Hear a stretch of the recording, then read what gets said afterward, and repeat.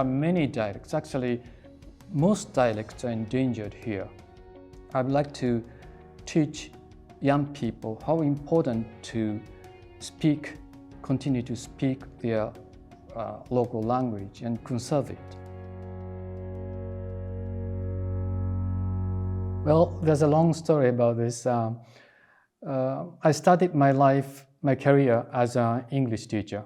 I majored in English in college in Osaka for my first degree, and also I studied historical phonology of English for my MA in Nagoya. And then I was employed by a university in Nagoya, Nanzan University, which is a very nice university in Nagoya. And the university decided to send me to study abroad. And I chose Edinburgh in Scotland because Edinburgh had a very famous professor at the time in that subject. His name was Roger Lass. And I wanted to study with him and to have his supervision. So I went there. But he had left Edinburgh when I arrived there to get a new job in South Africa. But fortunately, Roger Lass was replaced by Robert Ladd, and he was my supervisor there. So I lost Roger Lass. I lost Lass, but I got Ladd instead. And Bob Ladd was an excellent teacher, and he asked me many questions about the Japanese language. And also, in my first year in Edinburgh, I took many courses. And in those classes, professors and students asked me many questions about Japanese. But I couldn't answer any of those questions. Questions like speech rhythm in Japanese, or what accent in the language, or dialects about the language. So I had no linguistic knowledge about the language, although I was able to speak Japanese as a native speaker. So I decided to study my native language before I study a foreign language. And that's when I shifted from the English language to the Japanese language. And studying my native language has lots of advantages. The biggest one is that I can use my native intuition for my linguistic analysis. That was a very big thing for me. And for the same reason, my interest shifted from standard Tokyo Japanese to my native dialect, Kagoshima Japanese, spoken in the south of Japan. And my work expanded to include the sister dialect to Kagoshima, which is Koshikijima dialect, a very highly endangered dialect in that area. Before I came here in 2010, I taught linguistics at Kobe University, and I enjoyed that. The students there were very clever and hardworking, and I had no complaint about my work, about my colleagues there. But I think that was in 2009 when Professor Taro Kageyama invited me to join his team here, NINJAL.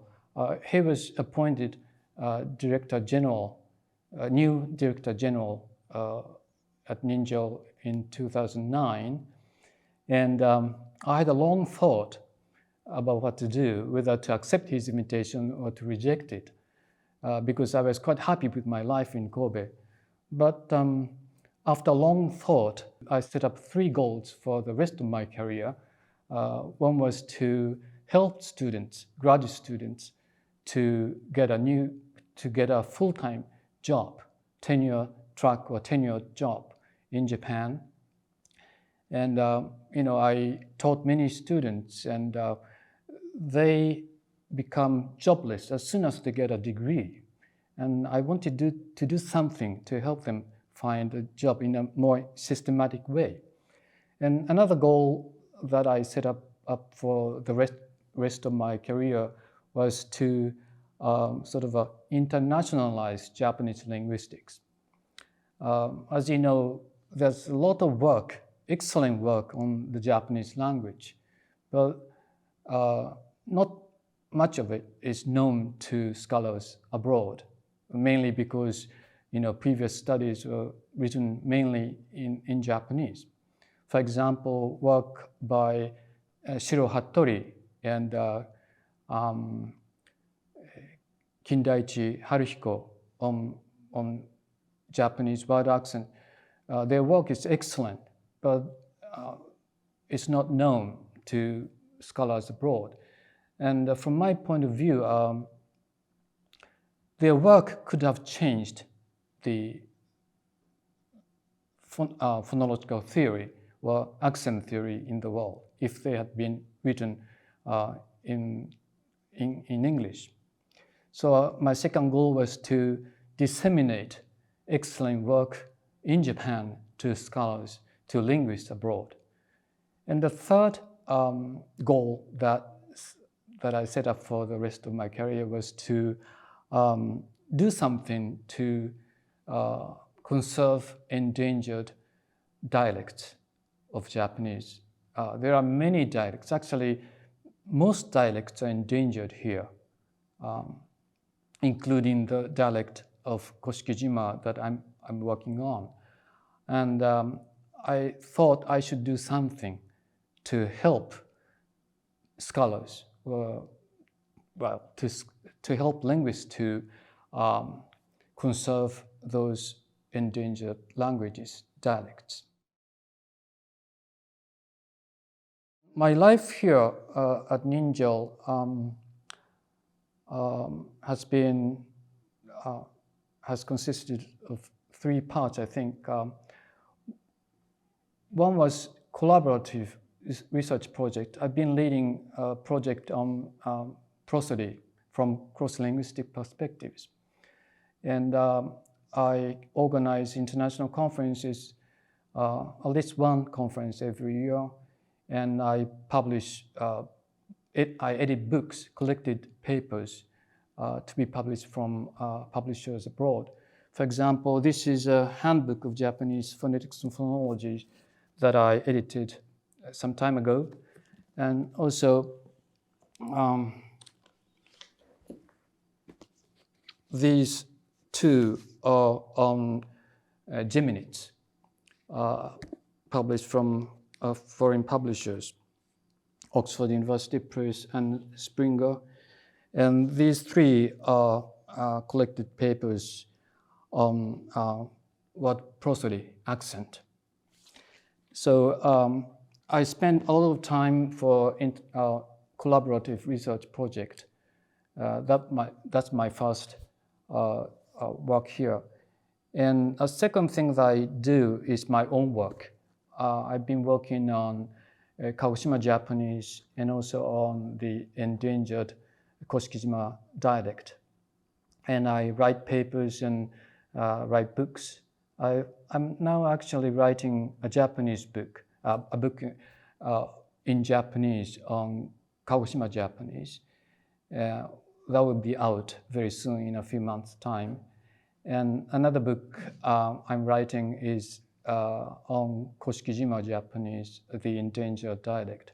That will be published from Muton 1.5 years' time. And the third thing that I do in my daily research is sort of a social work.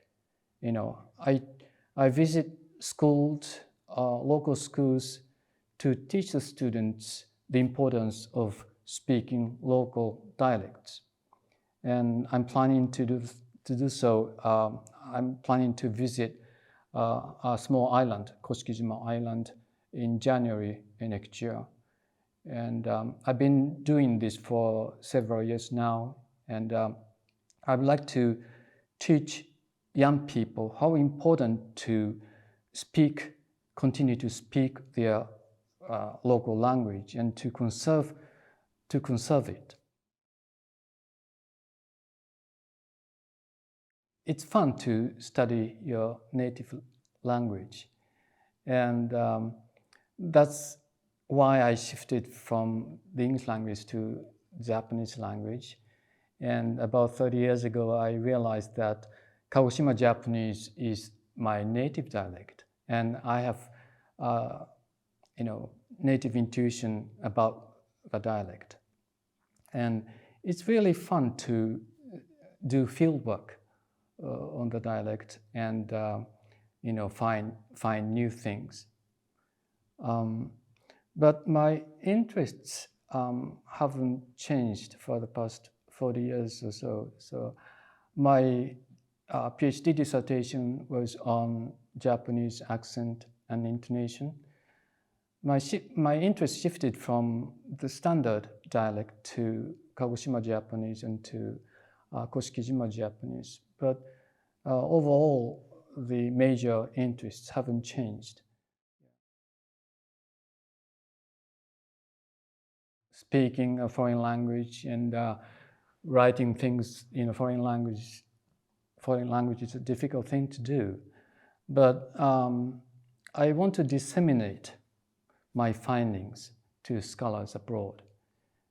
And I want to share my knowledge with linguists in other countries. And writing a paper or presenting a paper in English is the only solution, the only way to achieve that goal. So, for one thing, as I said, I majored in English when I was a student. So I was quite,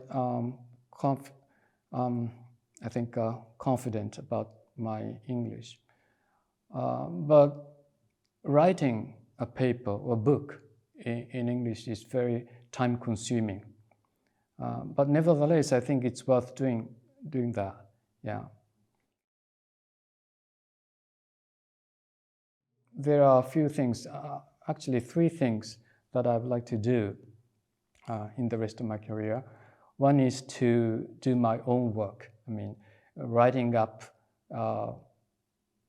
books on Kagoshima and Koshikijima Japanese and disseminate